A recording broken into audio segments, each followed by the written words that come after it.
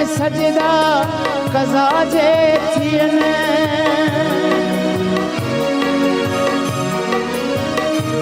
तुंहिंजे पेरनि में सजदा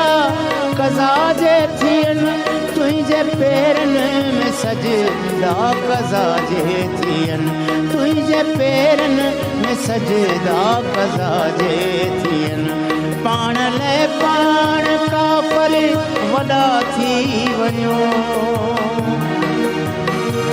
पाण लाइ पाण काफ़र वॾा थी वञो तुंहिंजे पंहिंजो चवी